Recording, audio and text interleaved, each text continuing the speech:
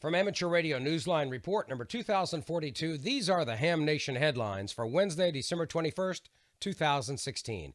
As Amateur Radio Newsline went to production, word came from Washington that the top regulator of communications in the U.S.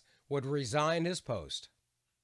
FCC Chairman Tom Wheeler, an Obama appointee who championed the net neutrality policy, said his last day would be January 20th, the day Donald Trump takes the oath of office. The long-term impact on the agency and its regulations is the subject of speculation.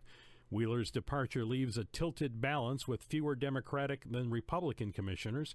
A spokesman for Democrat Mignon Clyburn said on Thursday, December 15th, that her plan is to serve until mid-2017 when her term expires. Liberal Commissioner Jessica Rosenworcel's term has ended, and she is expected to leave the FCC by December 31st. As president, Trump will appoint Wheeler's successor. Amateur Radio Newsline will be following these developments as the new administration prepares to take office. Paul Brown, WD9GCO, reporting. The recent wildfires in Gatlinburg, Tennessee were a testament to what can be accomplished when all emergency personnel in a region coordinate and work together. This includes the amateur radio community. Once again, Paul Brown.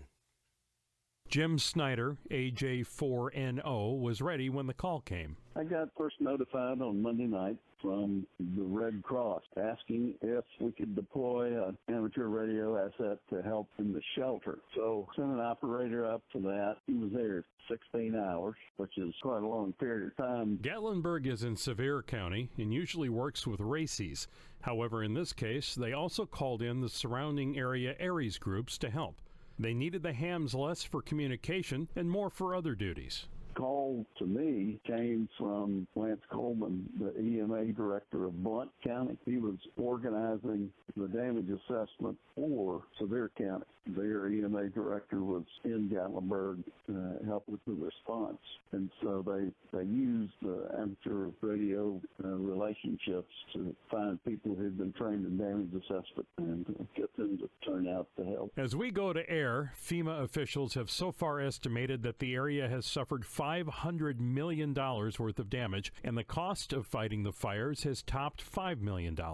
If you would like to help or contribute, please contact the Gatlinburg Chamber of Commerce. Emergency readiness also counts when the weather turns challenging.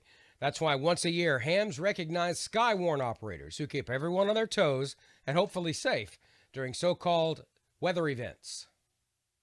Amateur radio operators across the nation celebrated Skywarn Recognition Day. Skywarn itself was formed on June the 18th, 1971, and the Recognition Day was officially developed in 1999 in a combined effort between the NWS and the ARRL, and has been an annual event ever since. Skywarn storm spotters like Rex Free, KN4CI, with the North Alabama and Southern Middle Tennessee Skywarn Group is just one example of how trained Skywarn hams can provide crucial ground truth reports to the National Weather Service. We've got Keith in that area with eyes on it. We've got Todd headed in from the west with eyes on it. And we've got Donna headed in from the south with the eyes on it. We need to get some damage assessments or get some additional help if we have to. North Alabama and Southern Middle Tennessee Skywarn is not the only Skywarn group that's taken to the air, though, to assist the National Weather Service with ground truth. These Arkansas hams activated their Skywarn net just days ago in preparation for this event. But in the area between Maumelle and Mayflower, we're starting to see something that looks a little fishy on the radar. I want to see if anybody's seeing anything. If you got anything to report, please keep an eye on that storm and let us know. This is WX0X Net Control. Without a doubt, hams that participate with active Skywarn events not only become the National Weather Service's eyes on the ground, but through their training, they're able to safely relay information that saves lives. For Amateur Radio Newsline, I'm Bobby Best, WX4ALA in Jasper, Alabama. For the rest of this week's Amateur Radio News, please listen to the full Amateur Radio Newsline report online, on a repeater near you, or on shortwave radio station WTWW at 9930 and 5085 kilohertz.